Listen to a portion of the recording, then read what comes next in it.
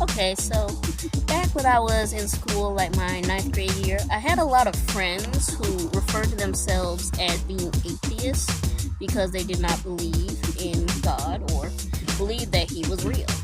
And back then, I couldn't really explain to them why I knew that God was real. I couldn't explain to them why I just knew that as being a fact.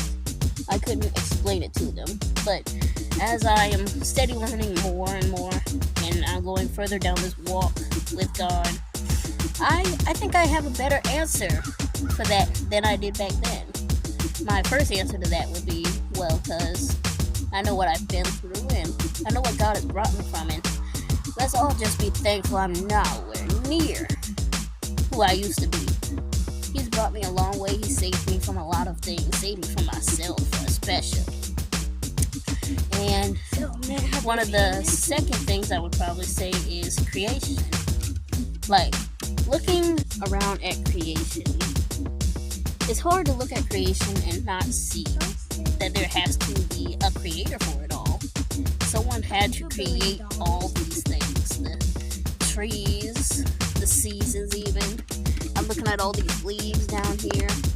I'm looking at all the birds. I'm looking at everything, just everything that He has created on this earth. You can look at the mountains, you can look at the deserts, you can look at the oceans.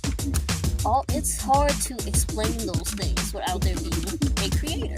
And let me also say this, is that an analogy that my pastor often uses that I like is that you can't really get something out of nothing. You can't get something out of nothing.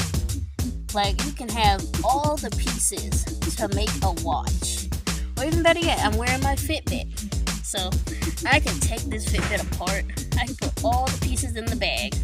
And I can even take all the tools needed to put it together and put it in a bag. But no matter how many times I shake that bag, I can shake that bag for the rest of my life.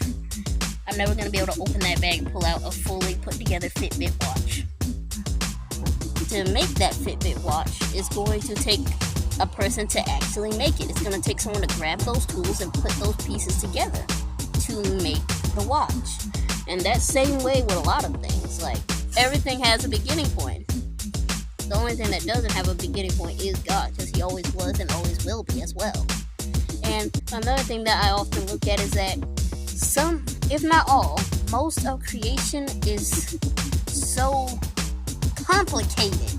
Like, okay, God is a God of order, right? Right. Now, if you look at the world, there's a lot of systems. It's very well planned out if you pay attention to it. Like, you have oceans and oceans that somehow all break off into smaller rivers and stuff. You got all these different seasons and even the human body, for example. Now, no man can replicate the human body, because the human body is such a complicated, intricate system that was put together so perfectly. Like, one wrong move with a surgery and your patient is gone. But here it is. We were put together. Someone had to do that. And not even the greatest scientists could replicate what God has already made and done, put together. And that right there is something awesome in itself. And I'm still learning. I'm still going to church, still doing my best in this walk. I don't know it all. I'm not perfect, but as I learn, I want to share with y'all as well. As long as God helps me to keep learning, I'm going to keep sharing. So, if I had to go back in time and talk to them again, that is most likely what I would tell them, why I believe what I believe. I'm not in contact with a lot of them anymore, actually any of them. I left many people behind when I graduated high school, but that was just the way it was. But I hope y'all enjoyed. Please comment, like, and subscribe, and I will see y'all next time.